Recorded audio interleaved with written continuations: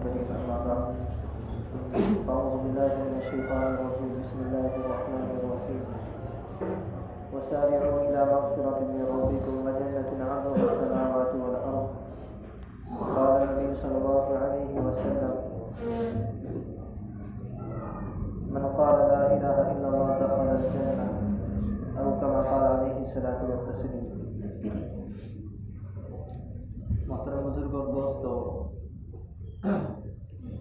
یہ دین، یہ مذہب ہم تک بڑی قربانی اور بڑی محنتوں کے ساتھ پہنچا ہے.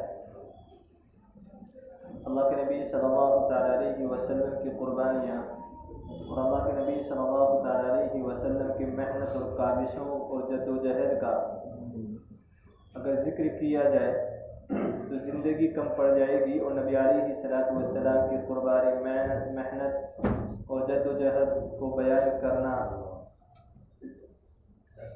پرویا نہیں جا سکتا، بیان کیا ہی نہیں جا سکتا.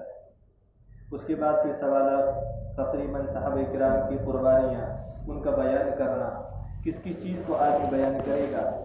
تو نبی علیہ السلام نے اس دین کے لیے بڑی قربانیاں پیش کی ہیں. یہ قرآن جو ہم تک پہنچا ہے، یہ نماز اور یہ دین، یہ اللہ کے نبی صلی اللہ تعالیٰ علیہ وسلم کی خون پسینے سے کمائی ہوئی محنت ہے جو ہم تک پہنچی ہے. آج میری اور آپ کی محنت اور کوشش یہ ہے کہ یہ ہماری زندگی میں باقی کیسے رہے. قربانیاں دینے والے قربانیاں دے کر کے چلے گئے، محنت کرنے والے محنت کر کے چلے گئے. میری آپ کی محنت ہے کہ میری اور آپ کی زندگی میں یہ دین باقی کیسے رہے، میری زندگی میں نبی علیہ السلام کا طریقہ باقی کیسے رہے. نہیں تو چھوڑنے کے لیے، دین کے لیے لوگوں نے سب کچھ چھوڑا ہے، اور ان سے جا کر کے پوچھو جنہوں نے دین کے لیے کچھ، دین پر محنت کی ہے، دین پر لگایا ہے، دین کے لیے قربانیاں دی ہے، ان سے پوچھو کہ دین پر محنت کرنا کیسا ہوتا ہے، اور پھر دین کو محنت کرنے کے بعد جب اس کو مٹایا ہے تو پھر کیسے لگتا ہے. ان سے اس کو جا کر کے پوچھیں. ایک صحابی ہے حضرت عبداللہ ذو البجین رضی اللہ تعالی عنہ، یہ مدینے کے پاس میں ایک بستی ہے، وہاں رہا کرتے تھے. والد صاحب کا انتقال ہو گیا تھا، چچا ان کی پرورش کیا کرتے تھے، مالدار گھرانے سے تعلق رکھتے تھے، بڑا عمدہ کپڑا پہنتے تھے، خوبصورت نوجوان تھے. ایک تو خوبصورتی اور ایک نوجوانی، اور پھر ایک دم خوبصورت کپڑا، اچھا مہنگا کپڑا پہننا. تو جس گلی سے نکلتے تھے لوگ یہ کہا کرتے تھے کہ دیکھو کیسا نوجوان ہے، کتنا خوبصورت نوجوان ہے، سب رشک کیا کرتے تھے. ایک بار اللہ کے نبی صلی اللہ تعالیٰ علیہ وسلم کی خدمت اقدس میں حاضر ہوئے. اللہ کے نبی صلی اللہ تعالیٰ علیہ وسلم کی بات سنی اور مسلمان ہو گئے. اب چاہتے یہ تھے، کیونکہ گھر میں جو چچا پرورش کر رہے تھے وہ مسلمان نہیں تھے، کہ اپنے دین کو ان سے چھپا دیں. جب گھر میں ان کے چچا اللہ کے نبی صلی اللہ تعالیٰ علیہ وسلم کا ذکر کیا کرتے تھے تو وہ سنتے تھے، اور چہرہ ان کا بدل جایا کرتا تھا. تو چچا دیکھ کر کے اندازہ لگایا کرتے تھے کہ کچھ بدلے بدلے سے عبداللہ نظر آ رہے ہیں. تو ایک دن پوچھ لیا کہ عبداللہ، جب اللہ کے نبی صلی اللہ تعالیٰ علیہ وسلم کی بات ہوتی ہے تو تمہارا چہرہ بدل جاتا ہے، کہ کیا بات ہے؟ کہا کہ میں مسلمان ہو گیا. بس یہ چچا کا سننا تھا. رات بھر مار، جتنا وہ مار سکتے تھے اتنا انہوں نے مارا. اس کے بعد ایک قینچی لی، اور قینچی سے جو جسم پر کپڑے تھے، کہا کہ چچا نے کہا کہ یہ کپڑے میری کمائی کے ہیں، کہ اب تو ان کپڑوں کو نہیں پہن سکتا ہے، یا تو ایمان کو چھوڑ دے،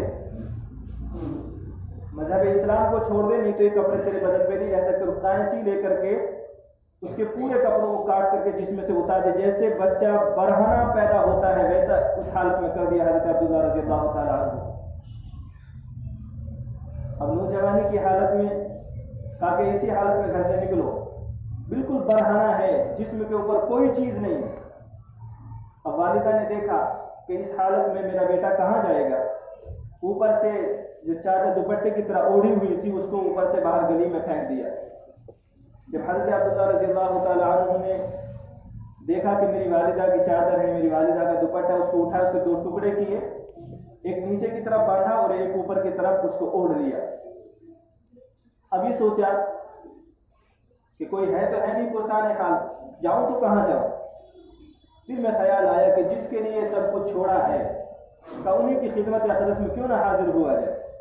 اللہ کے نبی صلی اللہ تعالیٰ علیہ وسلم کی خدمت اقدس کا ارادہ کر کے چلنے لگے۔ اللہ کے نبی صلی اللہ تعالیٰ علیہ وسلم نے دور سے دیکھ لیا۔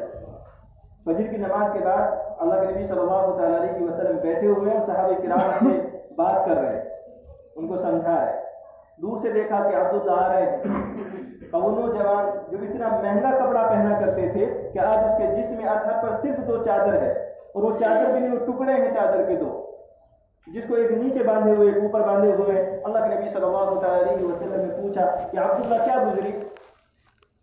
حضرت عبداللہ رضی اللہ تعالیٰ نے اپنا حال سنایا، اپنے چوٹ کے اپنے زخم کے نشان دکھائے کہ چچا نے بہت مارا ہے دین چھوڑنے کے لیے، اور کہا کہ گھر سے برہنہ کر کے نکال دیا ہے، کہا کپڑے تک میرے جسم سے اتار دیے ہیں، کہا میری والدہ نے دوپٹہ دیا تھا جس کو پھاڑ کر کے آدھا نیچے باندھ لے اور آدھا اوپر اوڑھ لے۔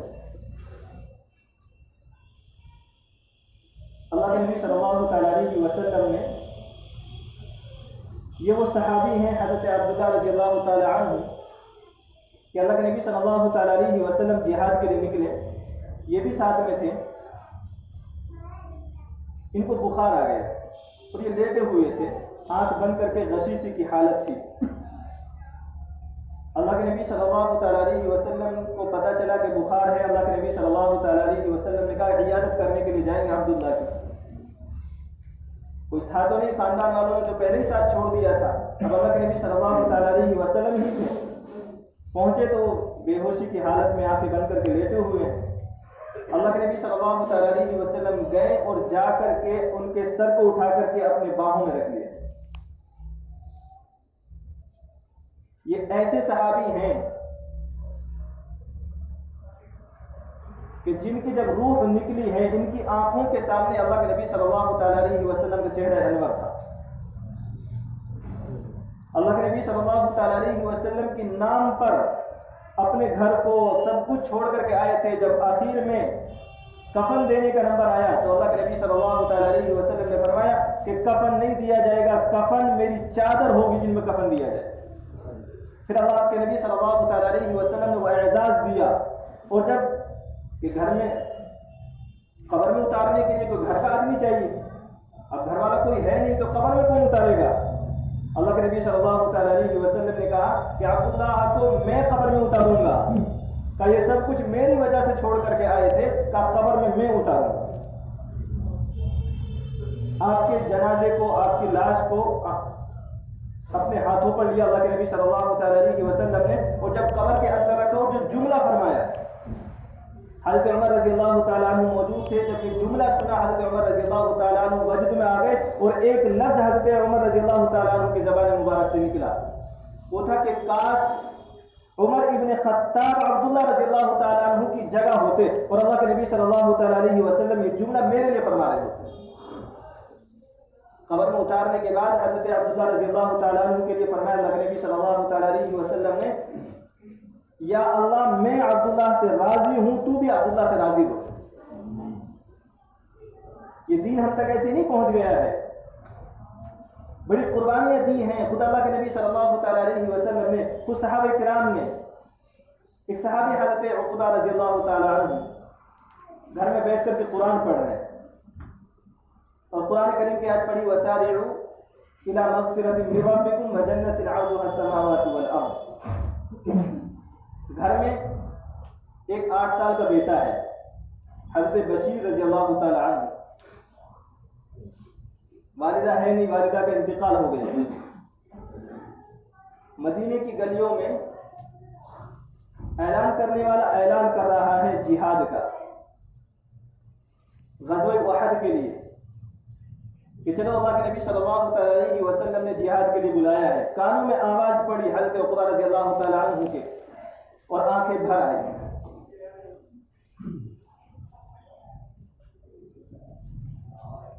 بیٹے نے پوچھا کہ ابو جان روتے کیوں ہو؟ کہا کہ اللہ کے نبی صلی اللہ تعالیٰ علیہ وسلم بلا رہے ہیں، اور کہا کہ جو جنگ میں جاتا ہے، اللہ کے راستے میں جاتا ہے، جو جہاد کرے گا، کا اس کے لیے اللہ تبارک و تعالیٰ کا انعام یہ ہے کہ قرآن کریم کہتا ہے وسارعوا الی مغفرۃ من ربکم کہ اللہ تبارک و تعالیٰ مغفرت بھی کر دے گا اور وہ جنت عرضها السماوات والارض اور اللہ تبارک و تعالیٰ اس کو جنت میں بھی داخل کرے گا. کہ میں مغفرت سے بھی محروم ہو جاؤں گا اور جنت سے بھی محروم ہو جاؤں گا. کیا ابو جان ایسے کیوں؟ آپ بھی جائیے, آپ بھی کی بھی مغفرت ہوگی, آپ بھی جنت میں جائیں گے. کہا کہ بیٹا میں چلا تو جاؤں, تمہارا میرے سوا کوئی ہے نہیں, تمہارا کھانے کا انتظام